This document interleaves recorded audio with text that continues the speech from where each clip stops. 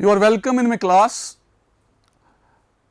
आज का जो क्लास है that is based on a very very important topic which is probability. Probability का कॉन्सेप्ट जो है ये लोअर क्लासेस में भी थोड़ा थोड़ा है, मगर सिलेबस में बहुत ही अच्छे तरीके से ये 9th क्लास से स्टार्ट है। मगर जो मैं आपको पढ़ाऊंगा वो 9th क्लास के बच्चों के लिए भी इंपॉर्टेंट है, 10th के बच्चों के लिए भी इंपॉर्टेंट है, 11th 12th के लिए भी, मगर पर्टिकुलरली 11th के सिलेबस में उस पर बहुत सारे क्वेश्चंस आपको मिलेंगे। तो प्रोबेबिलिटी पहले हम देखेंगे। प्रोबेबिलिटी का मतलब क्या है? प्रोबेबिलिटी होता है chances. It is the mathematics of chance. It is mathematics of chance.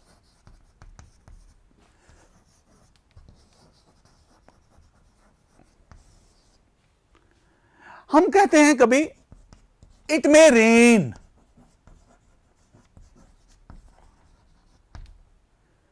It may rain.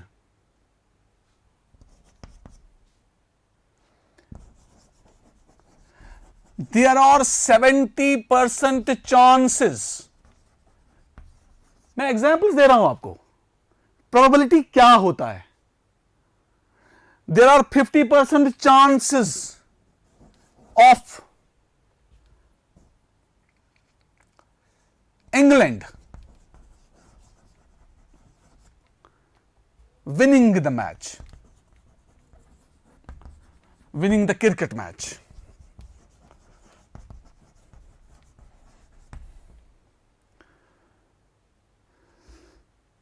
और भी बहुत सारे। इट में रेन, मेरे ख्याल में बारिश पड़ेगी। वो दूसरी बात है, बारिश पड़ेगी या ना पड़ेगी, that is a secondary question. ये हम जो बोलते हैं इट में रेन, हम बोलते हैं कि अगर चांसेस होते हैं कभी कोई काम होने के, उसको प्रोबेबल बोलते हैं, प्रोबेबिलिटी बोलते हैं। सपोज अगर दो टीम्स आपस में खेलते हैं तो उनके चांसेस क्या हैं? चाहे अगर टीम ए बी के साथ खेलेगा क्रिकेट मैच, चांसेस हैं या ए विन जीतेगा या बी जीतेगा या मैच ड्रॉ रहेगा या टाई होगा। ये मैं पॉसिबिलिटीज की बात करता हूं। तो प्रोबेबिलिटी में इंपॉर्टेंट क्या है? प्रोबेबिलिटी में पहले पहले जब इसका वजूद आ गया तो हम एक्सपेरिमेंटल अप्रोच की बात करते थे। पहले पहले एक्सपेरिमेंटल अप्रोच पर प्रोबेबिलिटी बनाई जाती थी। एक्सपेरिमेंटल अप्रोच या एम्पिरिकल अप्रोच भी उसको बोलते हैं। वो 9th क्लास में है कि हम जो भी कॉन्सेप्ट्स पढ़ते थे वो प्रोबेबिलिटी में वो पहले हो चुका होता था। तो एज पर दोज एक्सपेरिमेंट्स हम बात करते थे कि ये होने वाला है। कोई सिचुएशन ऐसी आई होगी, बादल ऐसे आए होंगे, तो मैं बोलता हूं कि उन सिचुएशंस में बारिश पड़ेगी। तो ये एक्सपेरिमेंटल अप्रोच होता है। लेकिन बाद में ये जो एक्सपेरिमेंटल अप्रोच था प्रोबेबिलिटी का, it has been changed.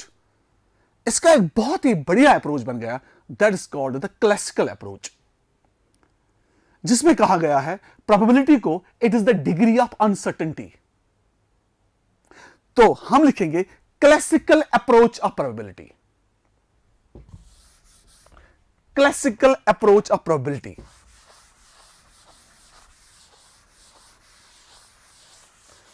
Classical approach of probability.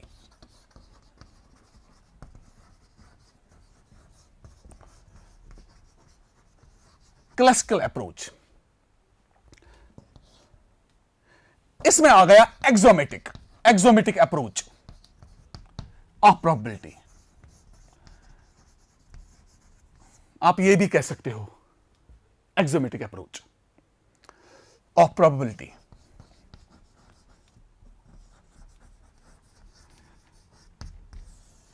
इसमें क्या कहा गया है, इसमें डिफाइन किया गया है प्रोबेबिलिटी को, it is the degree of uncertainty, it is the degree of uncertainty.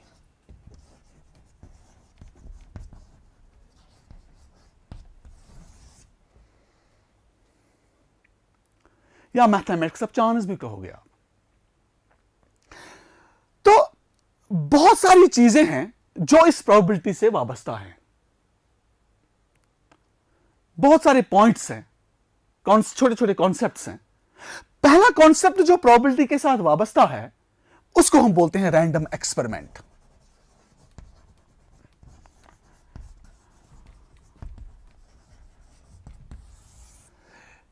ये वो एक्सपेरिमेंट है जिसका आउटकम हमें पता नहीं होता है और जिसके बहुत सारे आउटकम्स होते हैं।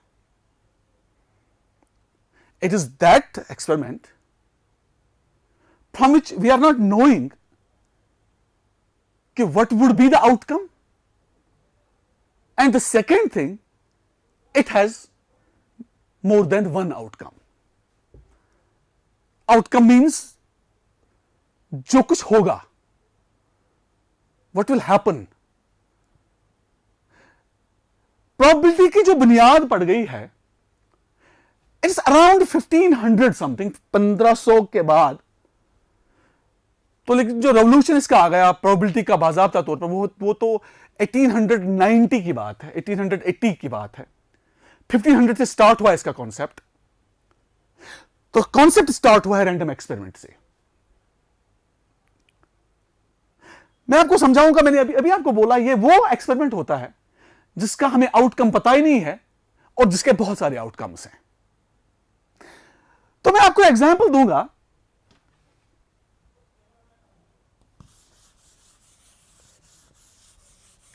सपोज अगर आप एक कॉइन को टॉस करोगे,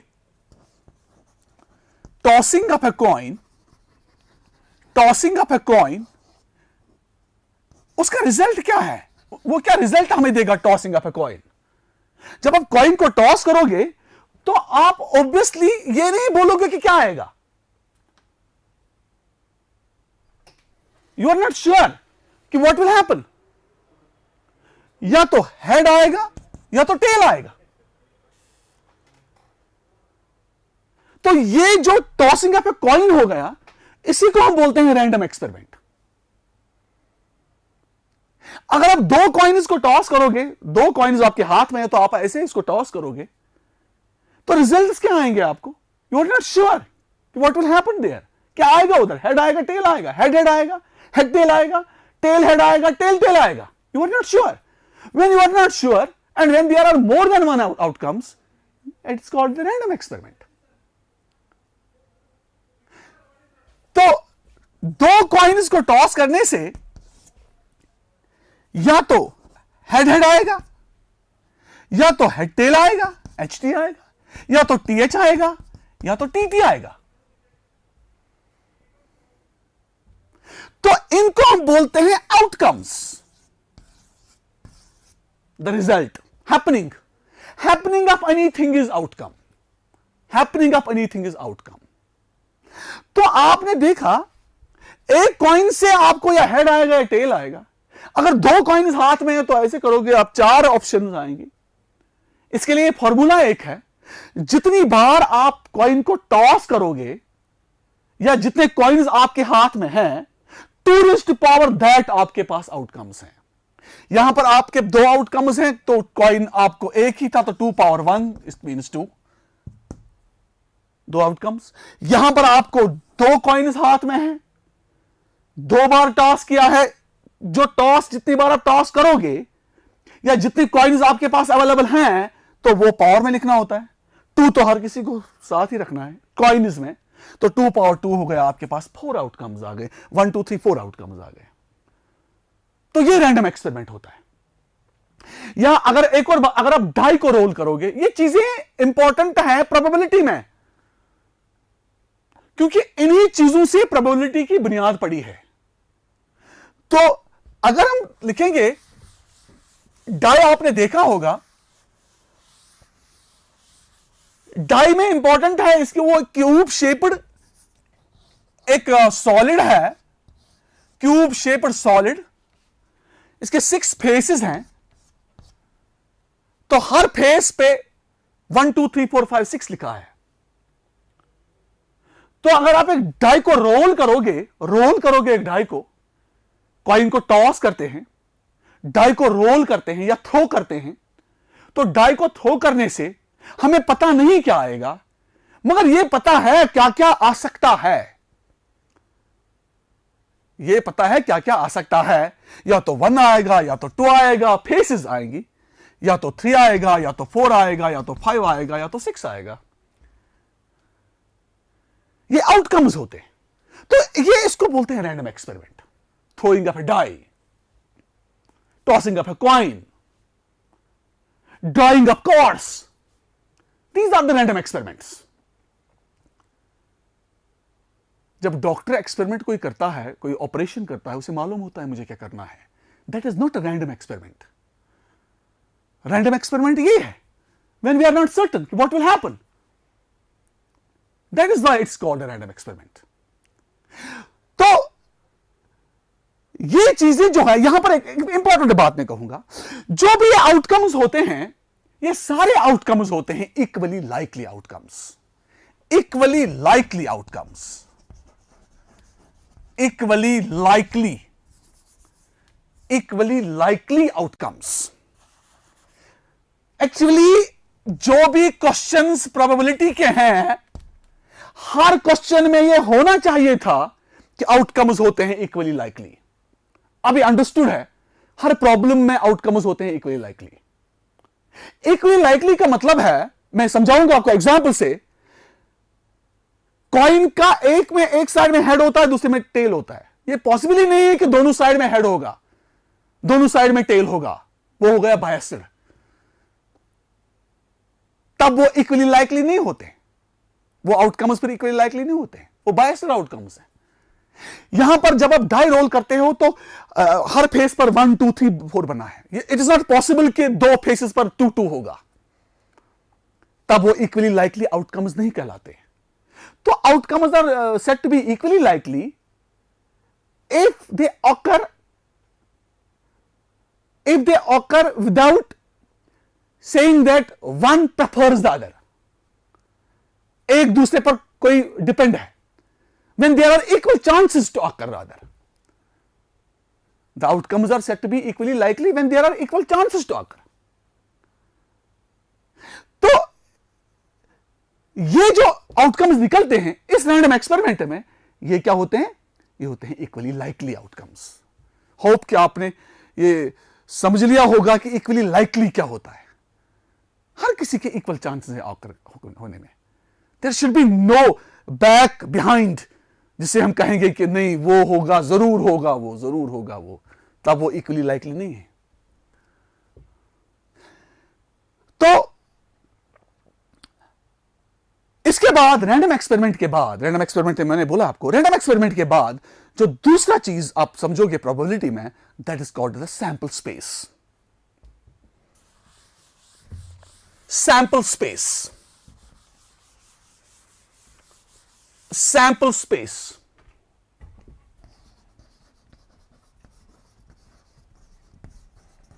सैंपल स्पेस होता है set of all possible outcomes. Set of all possible outcomes.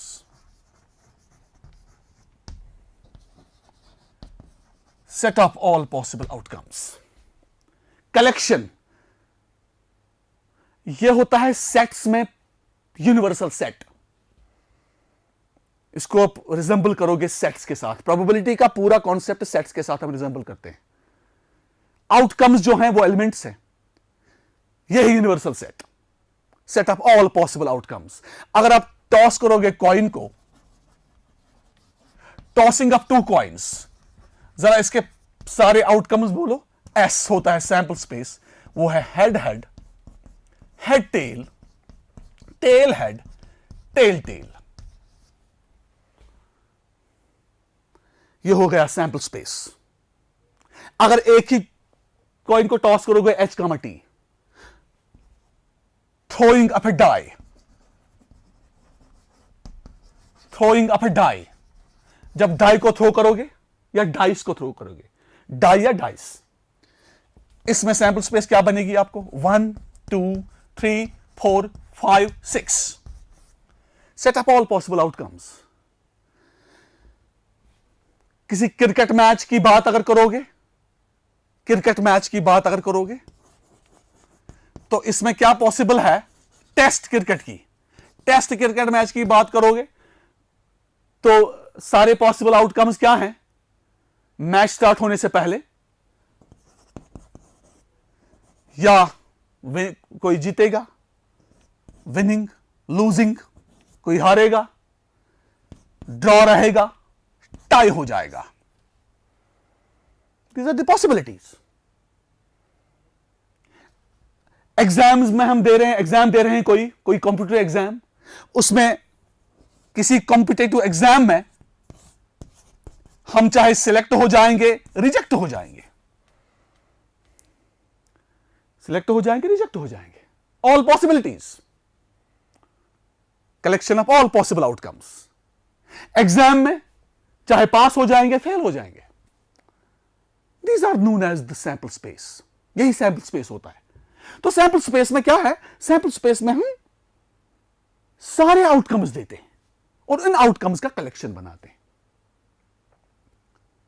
और ये जो सैंपल स्पेस में ये जो एलिमेंट्स होते हैं, आउटकम्स होते हैं, इन आउटकम्स को हम बोलते हैं sample points.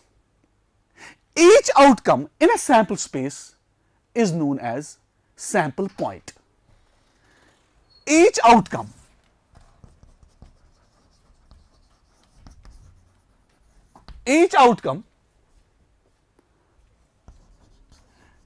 in a sample space is called sample point. Is called the sample point. तो आपका जो 11th के मैथ्स का प्रोबेबिलिटी का कॉन्सेप्ट है, प्रोबेबिलिटी का चैप्टर जो है, इसमें आपका जो पहला एक्सरसाइज है, the first exercise, that is totally based on sample space. और सैंपल स्पेस मैंने कही है आपको. तो अगर आप 16.1 में अगर आप क्वेश्चन एक देखोगे 16.1 प्रोबेबिलिटी का, अगर इसमें आप क्वेश्चन एक देखोगे सैंपल स्पेस पे, क्वेश्चन है a coin is tossed 3 times. जब 3 बार आप कॉइन को टॉस करोगे तो ऑटोमेटिकली 2 raised to power 3, इसके 8 आउटकम्स बनेंगे. 2 raised to power 3. इसके लिए एक बहुत ही अच्छा रूल है. आप मैंने ये इस परम्यूटेशन में मैंने ये डिस्कस किया है, यहां पर फिर करूंगा. अगर एक हम लिखेंगे टॉस, फिर लिखेंगे ऐसे हेड टेल, फिर यहां से फिर हेड टेल, यहां से फिर हेड टेल, यहां से फिर हेड टेल, ऐसे हेड टेल, यहां से फिर हेड टेल, यहां से फिर हेड टेल. तो there will be 8 outcomes. Sample space में क्या बनेगा? 8. क्या क्या? H H H, H H T, H T H, H T T. These are all arrangements, permutations. हाँ, THH, THT, TTH and TTT. ये हो गया आपका सैंपल स्पेस. सिमिलरली अगर आप एक और क्वेश्चन देखोगे, बहुत सारे हैं. A coin is tossed and die is thrown. Question number 4. A coin is tossed and a die is thrown. Coin is tossed and die is thrown. हमने कॉइन टॉस करना है और डाई भी थ्रो करना है. जब आप एक हाथ में आपको कॉइन है, दूसरे हाथ में डाई है, आप ऐसे करोगे तो ऑब्वियसली या आपको आएगा H1, H होगा कॉइन का, वन है डाई का, या होगा आपको H2, all possibilities, all outcomes, या होगा H3, या होगा H4, या होगा H5, या होगा H6, या क्या होगा all possibilities T1, T2, T3, T4, T5, tell के साथ भी ऐसा ही, या होगा T6। ये H3 है हेड की, हेड सॉरी कॉइन का, H3 कॉइन का, और ये 1 2 3 4 5 6 है डाई का। तो ये आपका बन गया है sample space, set of all possible outcomes. तो और भी बहुत सारे क्वेश्चंस हैं 16.1 में, ये आप खुद कर सकते हो। एक बहुत ही इंटरेस्टेड क्वेश्चन है, 1 मिनट का, इसमें 1 मिनट आपको लगेगा। The question is very interested. Question number 16, a die is thrown repeatedly until a 6 comes up. आपको डाई थ्रो करना है रिपीटेडली तब तक जब तक कि 6 ना आए। तो आप कैसे इस क्वेश्चन को करोगे? आप ट्राई करो, बहुत ही इजी है। इसके बाद ये जो सैंपल स्पेस है, सैंपल स्पेस के ये पूरे क्वेश्चंस जब आप करोगे तो नेक्स्ट फिर हम इवेंट की बात करेंगे और भी बहुत सारी चीजें प्रोबेबिलिटी में। For today it's enough. Wish you all the best. Thank you very much.